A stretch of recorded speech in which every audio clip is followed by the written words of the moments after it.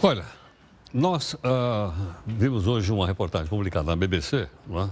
A respeito de AIDS. E como nós não entendemos também desse assunto, nós pedimos aqui a gentileza do infectologista e imunologista, o Dr. Esper Jorge Calas. O Dr. Esper é pesquisador do vírus HIV do Centro Paulista de Pesquisa em HIV e AIDS da Unifesp. Dr. Esper, boa noite, obrigado pela gentileza. Bem-vindo. Prazer. Muito grato. Dr. Esper, o que significa exatamente a notícia? Só uma coisa, eu sou da USP, viu? O senhor é da USP, não da Unifesp? Não da Unifesp. Da Unifesp. Desculpe a minha falha. Não. A infecção pelo HIV, ela representa uma ameaça muito grande ainda de saúde pública no mundo inteiro. Ainda é uma ameaça? Mais de 30 milhões de pessoas vivem com o vírus e, infelizmente, só 40% delas têm acesso ao tratamento. Infelizmente, aqui no Brasil, a gente usufrui de uma medida que foi implementada desde os anos 90, que permitiu acesso a tratamento com esses remédios que nós popularmente chamamos de coquetel, que tem trazido uma qualidade de vida excepcional para as pessoas que deles necessitam. Mas, infelizmente, a maioria das pessoas no mundo ainda não tem acesso a esses remédios. Aqui no Brasil, a gente consegue remédios de ótima qualidade, eles são gratuitos para a população brasileira, que precisa, que são aquelas pessoas que vivem com HIV, e a gente consegue controlar a multiplicação do vírus no corpo dessas pessoas. Infelizmente, a gente ainda não cura a infecção pelo vírus. O vírus ainda permanece no organismo, então necessita de um tratamento contínuo, diário, com essas medicações. Doutor Esper, entre tantas coisas que o senhor está nos chamando a atenção, não cura. A AIDS não tem cura. Na verdade, a infecção pelo vírus não tem cura. A infecção a infecção pelo vírus não tem cura. Não tem cura.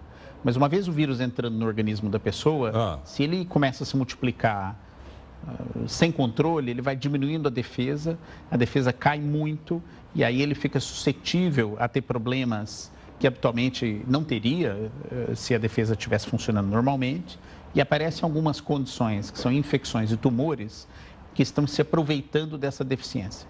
A isso a gente chama de doenças oportunistas. Quando a gente dá esses remédios do coquetel, você restabelece a defesa da pessoa, o vírus para de se multiplicar e a AIDS vai embora. Então, ela fica sob controle. Você. Doutor Esper, esse medicamento tem efeito colateral? Todos esses medicamentos, qualquer coisa que a gente põe da boca para dentro ou passa na nossa pele, qualquer natureza de produto que a gente usa, tem um potencial de causar efeitos colaterais. Quando eles foram lançados há décadas atrás, os efeitos colaterais eram mais frequentes, a gente sabia lidar pior com essas medicações, não conhecíamos direito tudo que eles poderiam causar, mas com o passar do tempo, o número de remédios disponíveis aumentou muito, as combinações de remédios são cada vez mais toleradas e a chance de ter um efeito colateral é cada vez menor. Então, o tratamento hoje ele é muito superior ao que existia no começo, quando eles foram lançados. Agora, doutor Esper, a gente acompanhou aqui, eu acompanhei há muito tempo, várias campanhas de campanha de interesse público chamando a atenção da população para a propagação dessa doença. Mas parece que depois as pessoas esqueceram, o Estado também esqueceu e as pessoas acham que não tem mais a tal doença. As coisas mudaram um pouco do começo da década de 90, onde aqueles que desenvolviam AIDS, que seria a consequência final da infecção pelo vírus, acabavam sucumbindo da doença. Porque essas doenças, elas iam acontecendo uma atrás das outras e os hospitais e os pronto-socorros que lidavam... Na época, adquirir AIDS era praticamente uma sentença de morte. Quase uma sentença de morte. Sentença de morte. A grande maioria das pessoas. Tá. Com o tratamento novo, esse quadro se reverteu.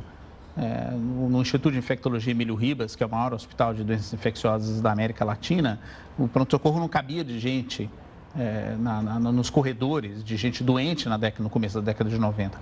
Hoje em dia, não. Hoje em dia, você consegue dar esse tratamento e controlar. Isso trouxe uma sensação para as pessoas de que o problema estaria resolvido. Mas, de fato, houve uma grande melhora no tratamento. Aquele que descobre ser portador do vírus, que procura assistência médica, recebe o tratamento gratuito através do governo, depois de passar por uma consulta médica de um especialista, e ele consegue controlar a multiplicação do vírus, ter uma qualidade de vida normal.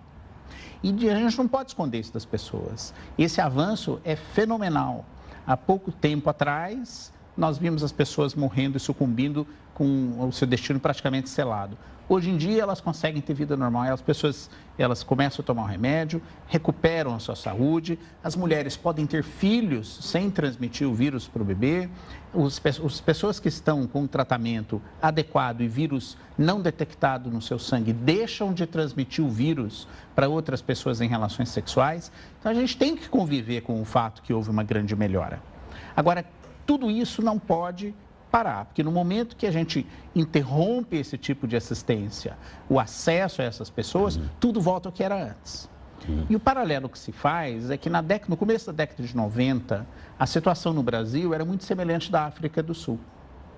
O Brasil adotou uma medida agressiva de início de tratamento precoce, mesmo que isso tenha sido questionado pelo seu custo que poderia acarretar, mas implementou medidas de controle da infecção pelo HIV. A África do Sul teve muito mais dificuldade e está implementando muito mais tardiamente essas mesmas medidas. A consequência disso, por essas razões e também por outros fatores, é que de cada 100 pessoas, cada 1.000 pessoas na África do Sul que vivem lá, 10% delas vivem com HIV. Ou seja, 100 pessoas. Aqui no Brasil, seriam 4, ou seja, 0,4%. Tá. Então, a nossa... 0,4%. 0,4%. Então, nós temos uma situação muito mais favorável, graças a uma medida agressiva que o Brasil adotou, precoce, no combate a essa epidemia. O médico, Dr. Esper Jorge Scalar, da Universidade de São Paulo, gentilmente aqui conosco. Esper, e as questões de ordem moral? Elas ficaram mais, vamos dizer assim, mais flexíveis? Entre Eu me as lembro que várias... havia uma campanha enorme contra a camisinha, até de ordem religiosa, essas coisas se atenuaram? Entre as várias coisas que a epidemia de HIV nos proporcionou, foi a oportunidade de revisitar esses assuntos. No começo da década de 90, falar sobre homossexualidade, relacionamento, mulheres transgênero, era um tabu enorme. Sem dúvida. Havia enorme preconceito, era muito mais comum as pessoas fazerem piadinhas e coisas depreciativas de acordo com as orientações sexuais que as pessoas tinham. Esse assunto trouxe à tona uma doença transmissível mortal que estava sendo transmitida principalmente, mas não só entre essa comunidade. Isso abriu um debate muito grande e nos fez amadurecer, na minha opinião.